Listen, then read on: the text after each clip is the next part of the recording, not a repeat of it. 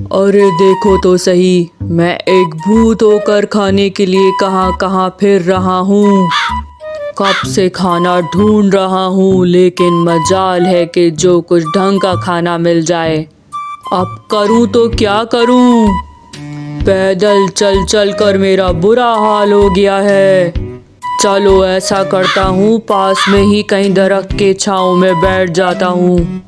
थोड़ी देर आराम करने के बाद फिर से खाना तलाश करूँगा। तभी काले भूत की नजर एक अंडे पर पड़ती है। फिर काला भूत कहता है कि अरे ये क्या? ये अंडा किसका है और ये यहाँ जमीन पर क्यों पड़ा है? मैं अब इस अंडे का क्या करूँ? काला भूत कुछ देर के लिए सोचने लग जाता है। फिर काला भूत कहता है कि अरे मैंने अंडे को कभी जमीन पर खाया ही नहीं। पता नहीं ये कितना स्वादिष्ट होता होगा या नहीं। मैं ऐसा करता हूँ कि अंडे को गुफा में ले जाता हूँ। इस अंडे से जब भी पंछी निकलेगा, मैं इसका लजीज मजेदार गोश्त खाऊंगा। हा हा हा। फिर काला भूत इस अंडे को अपने गुफा में ले जाता है।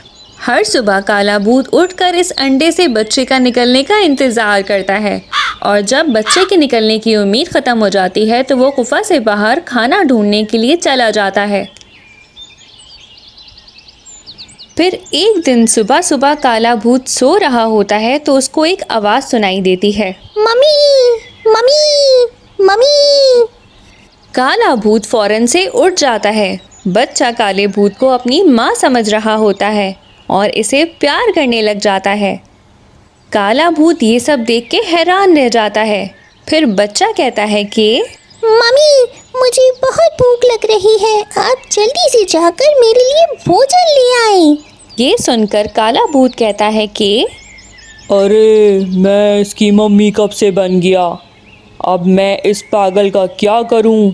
ऐसा करता हूं, इसको मार कर खा जाता हूं। काला भूत इसे अपने हाथों में पकड़ लेता है और खाने ही वाला होता है कि इसकी जहन में एक ख्याल आता है, अरे इसको आज मत खा। इस नन्हे से बच्चे में भला कितना गोश्त होगा। सारी की सारी हड्डियां ही हैं। कुछ दिन इसकी खिदमत कर, फिर जब ये बड़ा हो जाए इसका गोश्त भी लजीज और मज़ेदार हो जाएगा। इतना सोचकर काला भूत इस बच्चे को छोड़ देता है। फिर काला भूत कहता है कि ठीक है छोटू, तुम यहाँ से कहीं मत जाना, मैं तुम्हारे लिए कुछ लेकर आता हूँ। काला भूत अब रोज इसके लिए भोजन ढूंढने जाता है। अब काला भूत कहता है कि अरे अपना खाना तो मुझे मिलता नहीं था, अब इस छोटू के लिए भी दाना ढूंढना पड़ रहा है। अरे मैं किस मुश्किल में फंस गया हूँ। इसी तरह कुछ दिनों बाद छोटू अब बड़ा हो जाता है। एक दिन काला भूत छोटू को खाने का इरादा करता है। वो एक बड़ा सा चाकू ले आता है। फिर छोटू ये चाकू देखकर कहता है कि अरे मम्मी, ये क्या चीज़ है? आप मेरे लिए कोई नया खिलौना लेके आए हो क्या? अरे मुझे दे दो, मैं इससे खेलता हूँ। छोटू वो चाकू उठाने लगता है तो भूत कहता है कि अरे रुको रुको, ये क्या कर रहे हो? ये तुम्हारे काम का नहीं है, तुम्हें चोट लग जाएगी, मुझे दो। तभी भूत को एहसास होता है कि वो ऐसा क्यों कर रहा है। वो इस बच्चे को खाने वाला था, और इसके बाद काले भूत को वाकई में एहसास हो जाता है कि वो इस नन्हे से बच्चे को बिल्कुल भी नहीं खा सकता। अब काला भूत रोने लग जाता है।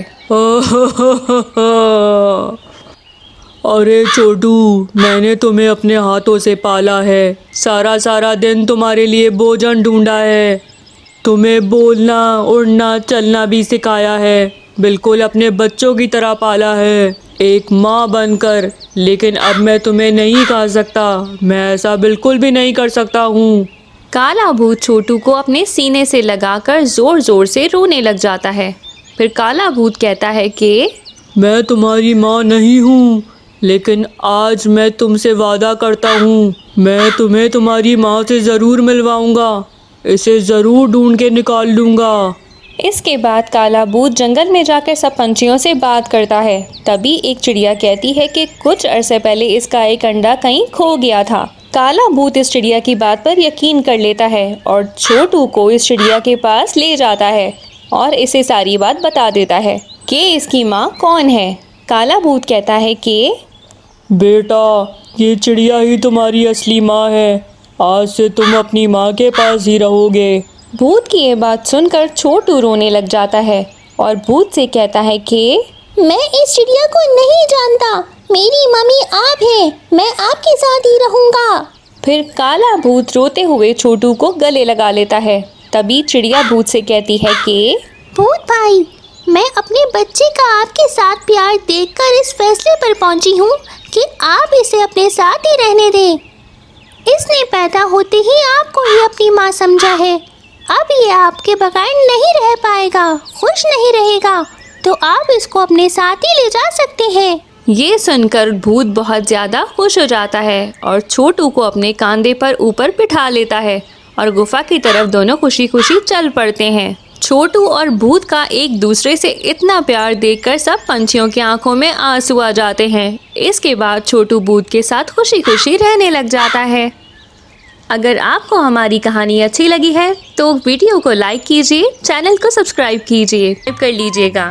धन्यवाद।